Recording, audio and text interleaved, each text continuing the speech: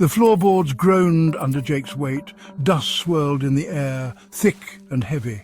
The apartment smelled old, like dust and forgotten memories. He coughed, waving a hand to clear the air. It was a dump, sure, but it was cheap, and Jake was desperate. He set his duffel bag down with a thud. The room was dim, lit only by a single flickering bulb hanging from the ceiling. Cracks snaked across the walls, tracing the building's age like wrinkles on a tired face.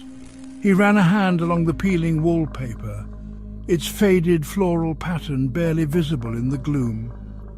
A shiver ran down his spine. The place felt cold even for an autumn evening. But he brushed it off. He was tired. He'd worry about making it feel like home tomorrow. Right now, he just needed sleep. The first time it happened, Jake thought it was a dream. A sharp rapping sound, like knuckles against wood, jolted him awake. His heart pounded in his chest. 3 o'clock in the morning, the glowing red numbers on his alarm clock mocked. He sat up, listening intently. Silence. He told himself it was the pipes, old and groaning in the night. This apartment probably had a history, stories etched into its walls. He tried to ignore the way the hairs on the back of his neck stood on end. He pulled the thin blanket tighter, trying to will his racing heart to slow. He had to get some sleep. The next morning he convinced himself it had been a dream, just the stress of the move, the unfamiliarity of the apartment. He went about his day, the unsettling dream fading with the rising sun. But that night, it happened again. The knock came at 3 o'clock in the morning, sharp and insistent. Jake shot up in bed, every nerve on high alert. He strained his ears, listening for any other sound. At first, there was nothing. Then he heard it. A faint whisper, just at the edge of his hearing. It seemed to slither from the walls themselves, cold and ethereal. He couldn't make out the words, but the malice in the tone was unmistakable. It was a whisper that sent shivers crawling down his spine, a whisper that spoke of things unseen and best left undisturbed. He lay there, frozen in fear, as the whispers circled him, growing louder, closer. Then, as abruptly as they started, they stopped. The silence that followed was almost worse. It was a heavy, expectant silence, pregnant with unseen menace. He lay awake until dawn, the whispers echoing in his mind, each one a chilling promise of what the night might bring.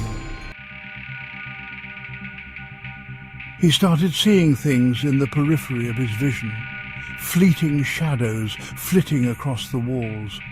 A figure standing at the end of the hallway, gone as soon as he blinked. He told himself it was his imagination, playing tricks on him in the dim light. But deep down a seed of doubt had been planted.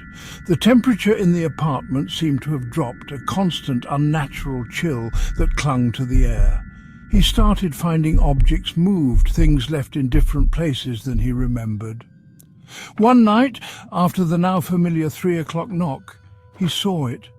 A shadow detached itself from the darkness of the hallway, long and skeletal, with what looked like clawed hands reaching towards him.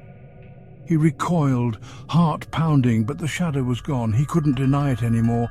Something was wrong. This was more than just an old apartment settling. This was something sinister, something evil.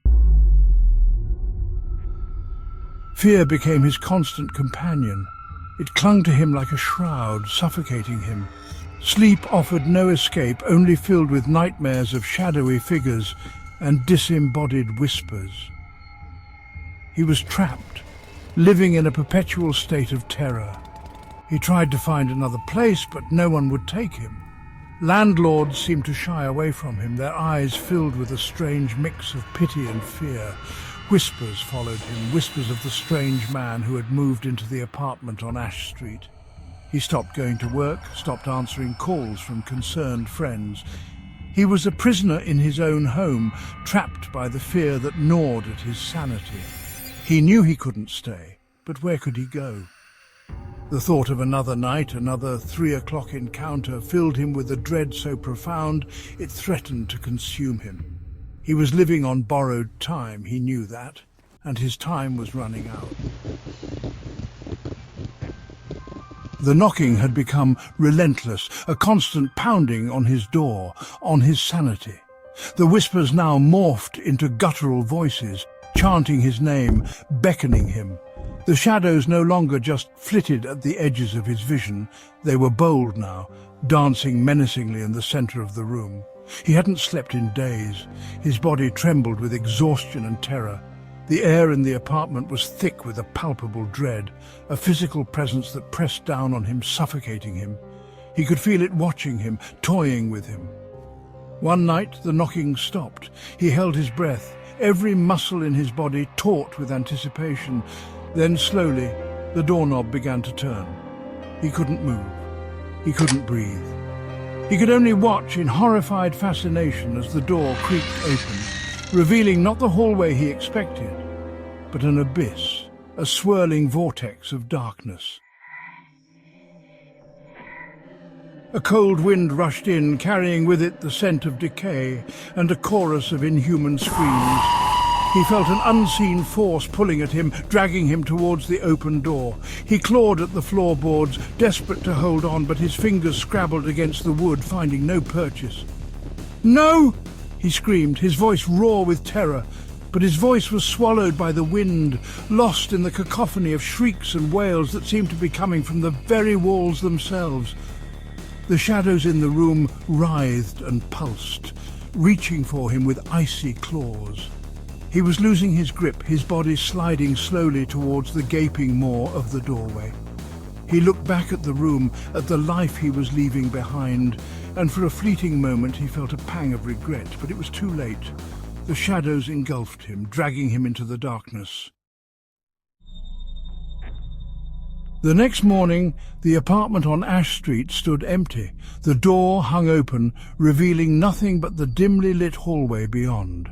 The air was still, the silence almost deafening. The only evidence that Jake had ever existed were a few scattered belongings, remnants of a life cut short. The whispers, the shadows, the terror that had consumed him were gone. The apartment was just an apartment again, old and dusty, waiting for its next unsuspecting tenant. But the darkness remained. It lingered in the corners, seeped from the walls, a constant reminder of the horrors that had unfolded within. The apartment on Ash Street held its breath, waiting, watching. It was only a matter of time before someone else dared to disturb its slumber. They say that every town has its secrets, places where darkness lingers, where the veil between worlds wears thin. Places like the apartment on Ash Street, places where the night holds terrors best left undisturbed. If you ever find yourself in such a place, be warned. Listen to the whispers that travel on the wind. Heed the warnings etched in the shadows. And whatever you do, if you hear a knock at your door at 3 o'clock in the morning, don't open it. For some doors are meant to remain closed, some secrets are best left buried, and some horrors, once unleashed, can never be contained.